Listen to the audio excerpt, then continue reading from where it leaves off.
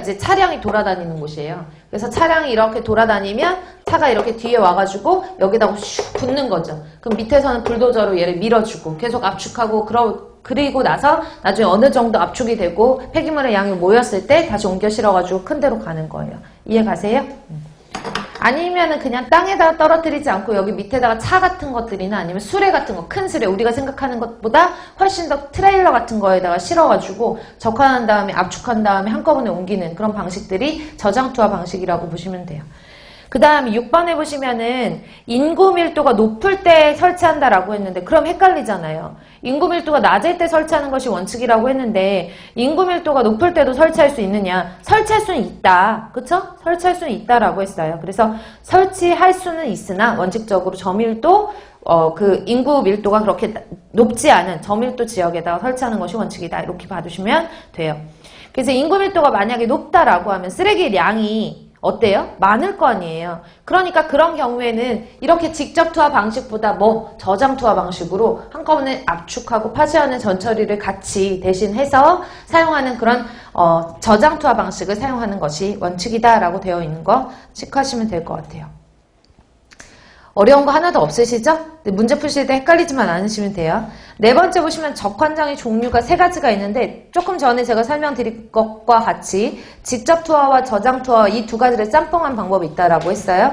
그럼 1번에 보시면 직접 투하 방식 기억번 줄 치시면 소형차에서 대형차로 직접 투하해서 실는 방법을 말한다. 맞죠? 그래서 소음이 발생한대요. 작은 차에서 큰 차로 이렇게 부어버리니까 소리가 많이 발생해서 주택가 근처에 설치하면 민원이 들어올 수 있으니까 주택가와 거리가 먼 교외 지역에다 설치한다. 근데 적환장은 모두 주택가에서 멀리 떨어져 있는 지역에다가 설치하는 것이 그 사람들한테는 민원을 덜 받는 방법이긴 하지만 그러면 그럴수록 우리가 쓰레기 수거한 것이 적환장까지 올 때 거리가 멀잖아요. 그렇기 때문에 웬만하면 도시지역에 가까우면서 무게중심에 가까우면서 환경의 영향도 최소인 곳을 선정을 해야 되는 거죠.